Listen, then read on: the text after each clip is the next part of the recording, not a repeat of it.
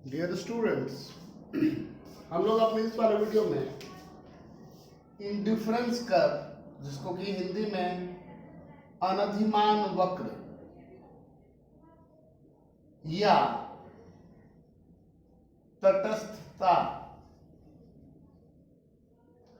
वक्र कहते हैं, उसके बारे में पढ़ने वाले हैं। बेसिकली क्या है, ये एक ऐसा कर्व है जिसके हर एक पॉइंट कंज्यूमर को सेम लेवल ऑफ सेटिस्फैक्शन देते हैं। आप चाहे पॉइंट ए पर हो चाहे पॉइंट बी पर हो, आपके सेटिस्फैक्शन का लेवल सेम है। यहां ये गुड एक्स को दिखा रहा है, यहां ये गुड वाई को दिखा रहा है। अब सवाल ये उठता है कि हमें क्या जरूरत पड़ी इस एक नए अप्रोच की। तो अगर हम कहें इकोनॉमिक्स के बारे में, तो इकोनॉमिक्स को दो पर्सपेक्टिव में देखते हैं। पहला है क्लासिकल थ्योरी,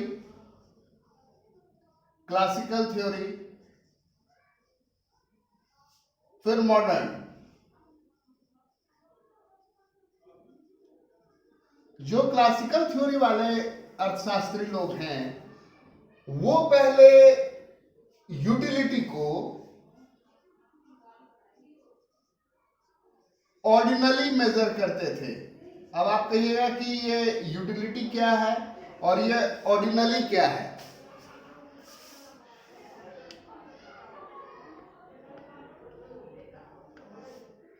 आप कोई भी वस्तु या सेवा खरीदते हैं, किसी भी वस्तु या सेवा ये आप क्यों खरीदते हैं? क्योंकि उसमें वांट सेटिस्फाइंग पावर होता है। अगर कहा जाए कि यूटिलिटी क्या है, तो हम क्या कहेंगे? Want satisfying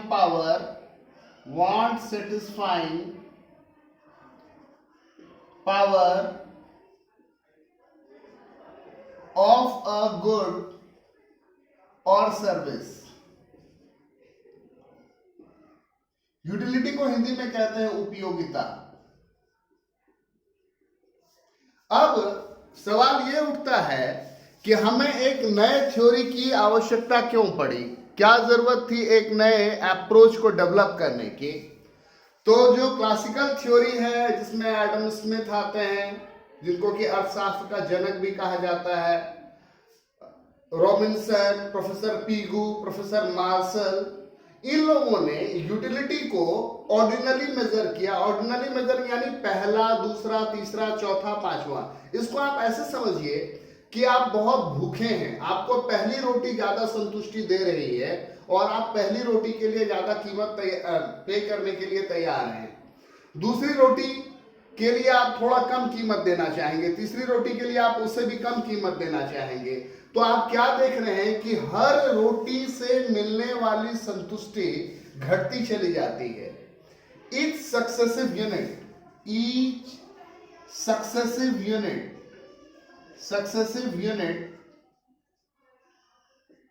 gives lesser amount of satisfaction,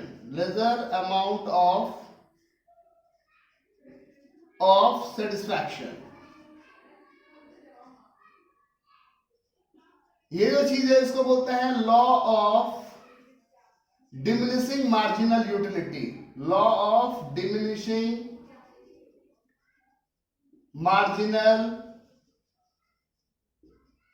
utility.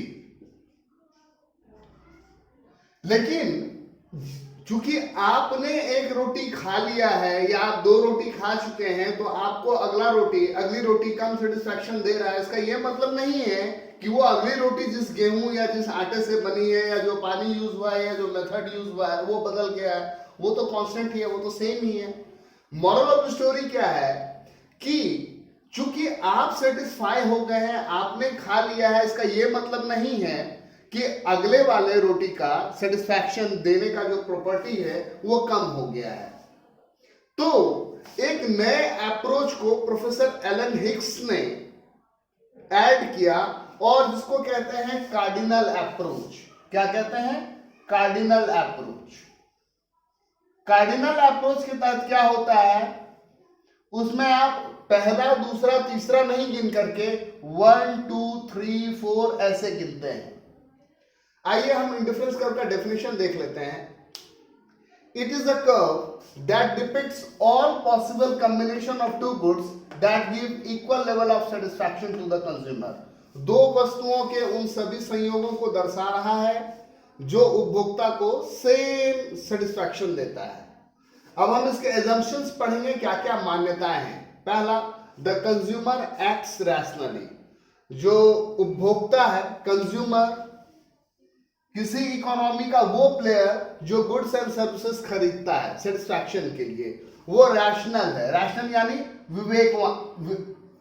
विवेकवान, यानी उसे पता है कि कम क्या है ज्यादा क्या है, so as to maximise satisfaction, और उसे अपना सेटिस्फैक्शन मैक्सिमाइज करना आता है। हम ये भी मानते हैं there are two goods X and Y, कि दो ही वस्तु हैं, वस्तु एक्स और वस्तु वाई। थर्ड पॉइंट है the consumer possesses complete information about the prices of goods in the market. उपभोक्ता के पास पूरे बाजार का नॉलेज है, कंप्लीट इंफॉर्मेशन है, और उसे पता है कि बाजार में किस वस्तु की क्या कीमत है। The prices of two goods are given, दोनों ही वस्तु की कीमतों के बारे में आपके पास जानकारी है। The consumer's taste, habits and income remain the same throughout the analysis. और जब आप ये एनालिसिस कर रहे हैं, जब आप इस चीज के बारे में स्टडी कर रहे हैं, तो उसके ये सारे फीचर्स, उसका टेस्ट, उसके हैबिट्स, उसके इनकम, ये सारे जो हैं वो सेम रह जाते हैं throughout the analysis. An indifference curve is negatively inclined sloping downward. Indifference curve जो है वो नेगेटिवली इंक्लाइंड है, sloping downward. An indifference curve is always convex to origin, और वो शेप उसका क्या है, कन्वेक्स टू ओरिजिन। जब आप हायर क्लासेस में पढ़िएगा तो आप पढ़िएगा कि भाई इंडिफरेंस कर्व जो है उसका शेप जस्ट लाइक अ बैंगल है, एक चूड़ी की तरह है, गोल सा। लेकिन हम लोग जो है वो क्या करते हैं, हम लोग इस थर्ड कोऑर्डिनेट वाला, इस वाले आईसी को पढ़ते हैं। हायर क्लासेस में आप उनके बारे में भी पढ़िएगा। The consumer is in position to order all possible combination of two goods, और कंज्यूमर जो है वो इस कंडीशन में है कि सारे कॉम्बिनेशंस को रैंक कर सकता है। अब मैं कंटेंट को शिफ्ट करने के लिए दूसरे बोर्ड पे चलूंगा।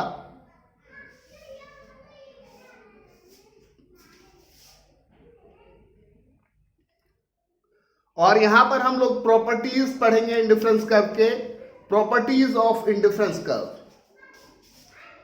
A higher indifference curve to the right of another represents a higher level of satisfaction.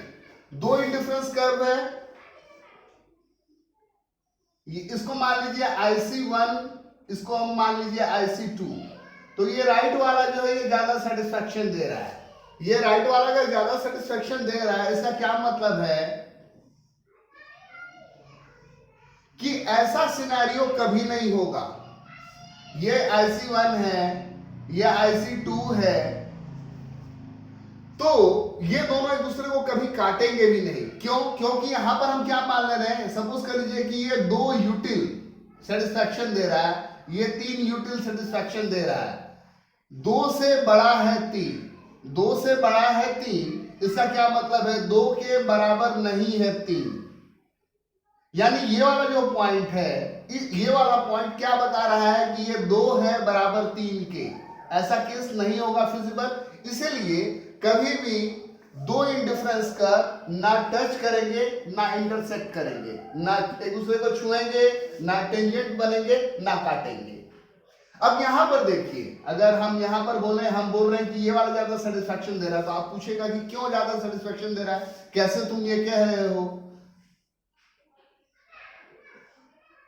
ये x है, ये y है, point A, point B।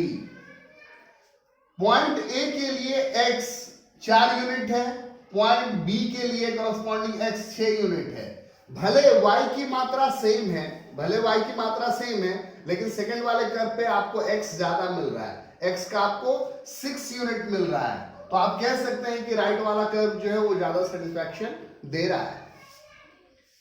In between two different indifference curves, there can be a number of other indifference curves. यानी अगर आप दो indifference curve ले रहे हैं, यदि आप दो इंडिफरेंस कर्व ले रहे हैं तो उसके बीच में आप और भी कई सारे इंडिफरेंस कर्व बना सकते हैं। जितना फाइन आपका ये रहेगा उसकी नोक, आप उतना इंडिफरेंस कर्व वहां ड्रॉ कर सकते हैं।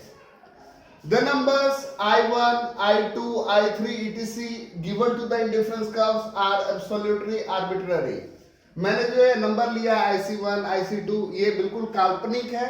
आप इसके अलावा भी नंबर ले सकते हैं and you are free to use any of the numbers। The slope of an indifference curve is negative, downward sloping and from left to right। Left से राइट डाउनवर्ड स्लोपिंग कर्व है।